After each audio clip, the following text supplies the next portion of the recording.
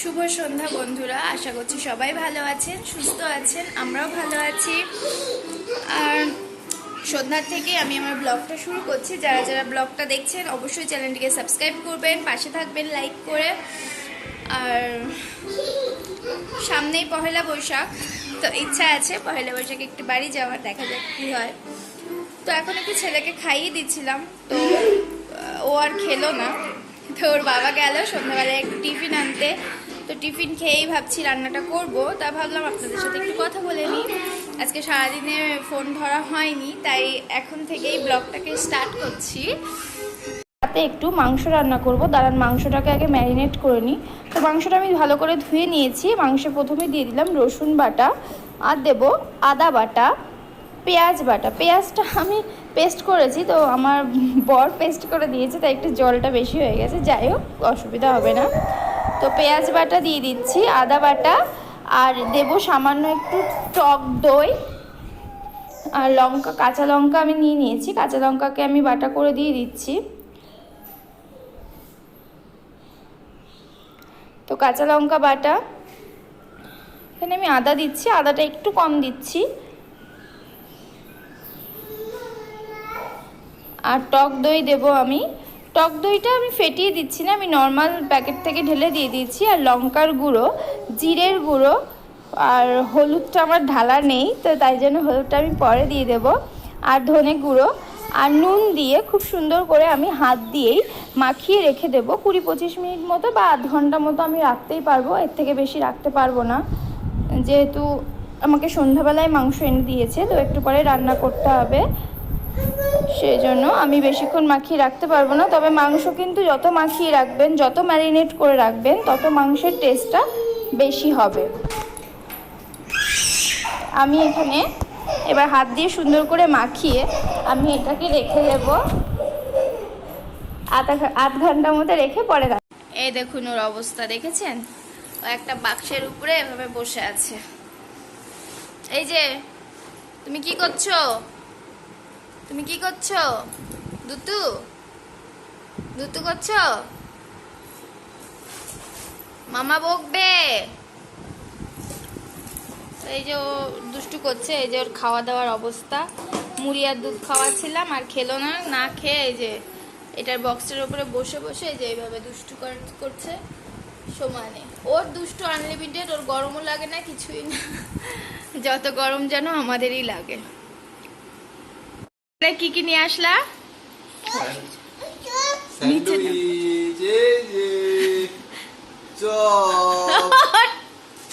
না, সত্যি সত্যি বলো, কি নিয়ে এসছো সন্ধ্যাবেলা? স্যান্ডউইচ ভাজা, তাই তো? আর চপ তোমার জন্য? তিনটাই তুমি খেয়ে নিবা? বাহ!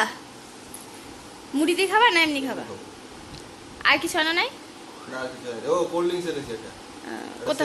কোথা থেকে আনলা? এগুলো পাত্র শহর বাস স্ট্যান্ড থেকে, কোল্ড ড্রিঙ্কস হচ্ছে বাপিদার ক্যান্টিন থেকে। বাহ! তাহলে দেখি একটু চপটা কেমন সাইজ করেছে। ভালোই। স্যান্ডউইচটা খোলো একটু, দেখি কেমন রূপটা।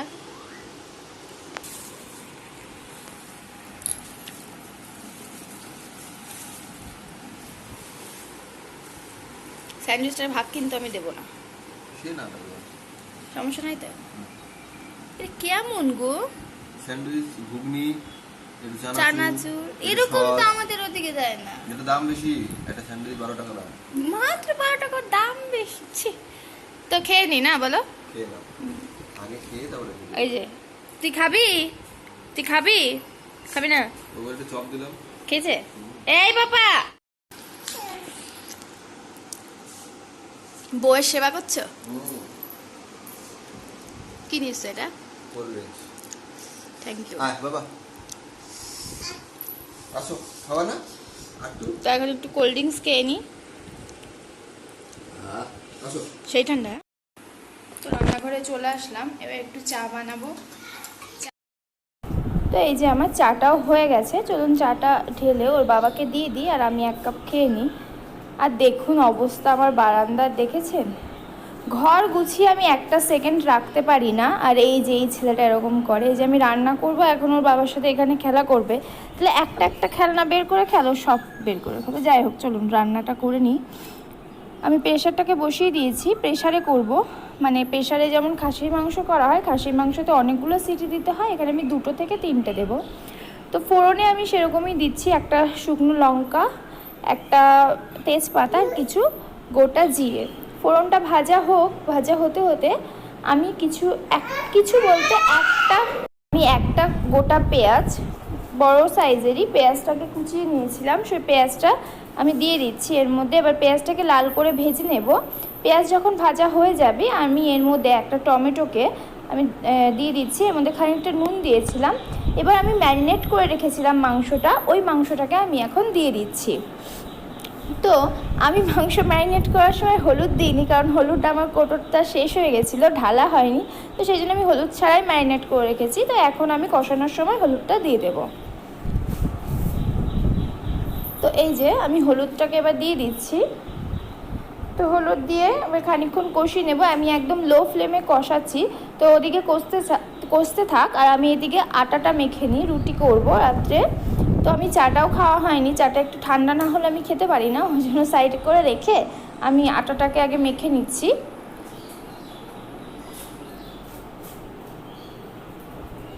আর ওদিকে আমার ছেলের জন্য একটুখানি ভাত বসিয়েছি, ও তো রুটি খাবে না, ওর জন্য ভাত করব একটু। ওই যে আমার আটা মাখিয়ে লেচি কাটা হয়ে গেছে, তো এটা আবার সাইডে রেখে এবার কষানোর মাঝে আমি এই সময় একটুখানি মিট মশলা দিয়ে দেবো, 1 চামচ মতো মিট মশলা দিয়ে দেবো। মিট মশলা একটু ঝাল থাকে, তো ঝালটা তাহলে পরিমাণ বুঝে দেবে। আর অনেকে না দেখেছি মাংস রান্না করার সময় এরকম গোটা রসুন দেয়, বলে ভালো লাগে খেতে, আমি কখনো খাইনি। তো আজকে মনে হলো যে একটুখানি দিই, দেখি কেমন লাগে, তো ফার্স্ট টাইম খেয়ে দেখছি। আর আমি মাংসটা রান্না করছি আলু আর পেঁপে দিয়ে। হ্যাঁ, আলু আর পেঁপে দিয়ে, আমরাও পেঁপে দিয়ে কখনো মাংস খাইনি, তবে এভাবে মুরগির মাংস রান্না করে খেলে না পেঁপেটার টেস্টটাও অন্যরকম লাগে, আর মাংসটাও নরমও হয় খুব ভালো, আর খেতেও ভালো লাগে।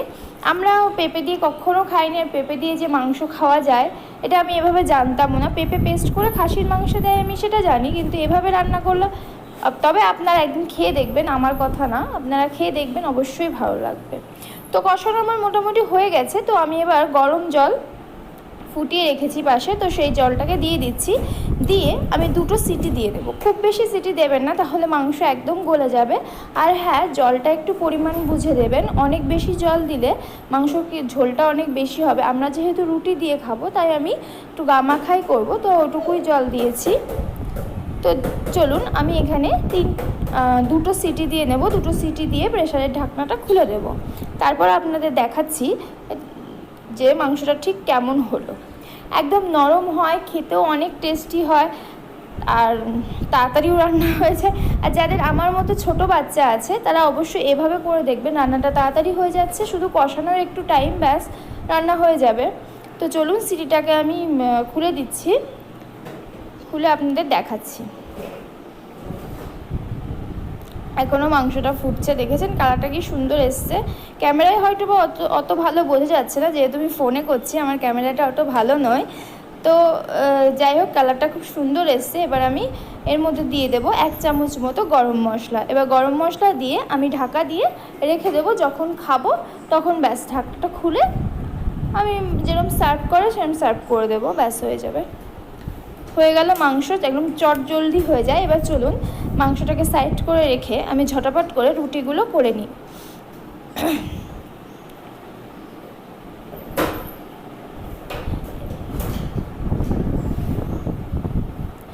তো দেখবেন রুটি করতে করতে দেখছি সাইডে কি অবস্থা, আপনাদের দেখাচ্ছি দেখুন। বিস্কিট ফেলে এখনো চোরের মতো বিস্কিটগুলোকে তুলছে, ওর বাবা বকেছে ওই কারণে। এই যে তুমি কি করেছো এগুলো? এগুলোকে তুমি কি করেছো? হ্যাঁ, কি করেছো এগুলোকে?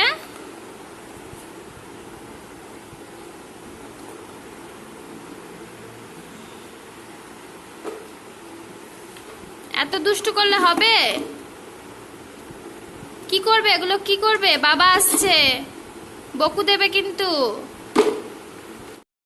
যাই হোক, ও তাড়াতাড়ি ওদিকে খেলা করতে থাক, আমি তাড়াতাড়ি করে রুটিগুলো করে নিই। ও ভীষণ দুষ্টু করছে ওদিকে, ওর বাবা রাখতে পারছে না, মানে এমনি কান্নাকাটি না, শুধু জিনিস নষ্ট করবে। ও এটা ফেলে দেবে, ওটা ফেলে দেবে, আমার জিনিসগুলো নেবে, ওর বাবার জিনিসগুলো নেবে, ওর খেলনা দিয়ে খুব সামান্য টাইম খেলে ও। তো যাই হোক, তাড়াতাড়ি করে রুটিগুলো আমার করা শেষ করি।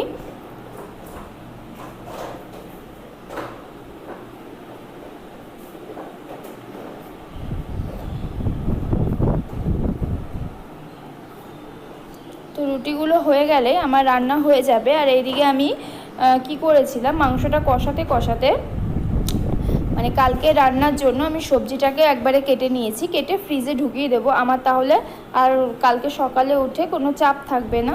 সবজিটা বের করবো, রান্না করে নেবো, ব্যাস হয়ে যাবে। তো রুটিগুলো করা হয়ে গেছে, দেখুন আমার রুটিগুলো কমপ্লিট। আর এদিকে আমি এই যে সবজিগুলো কেটে রেখেছি, এটা আমার বাচ্চার জন্য সবজি রান্না করব, আর এটা ডাল, আর এটা হচ্ছে ব্যাস করবো, একটুখানি সর্ষে বাটা দিয়ে করবো, ব্যাস হয়ে যাবে। দাঁড়ান, মাংসটাকে ঢেলে দেখাচ্ছি। এই দেখুন মাংসটা ঠিক এরকম দেখতে হয়েছে। দেখুন, কেউ বলবে এটা প্রেশারে রান্না করা, তো এভাবে একদিন অবশ্যই ট্রাই করুন, আর ট্রাই করে দেখুন কেমন লাগে। তাড়াতাড়ি হবে, অবশ্য ছোট বাচ্চা থাকলে অবশ্যই ট্রাই করবেন। তো চলুন, রাতও হয়ে গেছে, এবার ওর বাবার খাবারটা আমি বেড়ে দিয়েছি। আর এদিকে আমার ছেলের জন্য একটু ভাত আর এক পিস মাংস আর একটু আলু ধুয়ে খায়, ও খেতে পারে না ঝোলটা। খুব সুন্দর হয়েছে।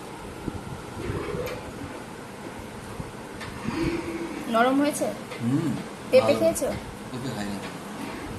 আজকের ভিডিওটা আমি এখানেই শেষ করছি। ভিডিওটি ভালো লাগলে অবশ্যই লাইক করবেন আর সাবস্ক্রাইব করে আমাদের পাশে থাকবেন। আজকের মতো এখানেই tata, good night, sweet dream.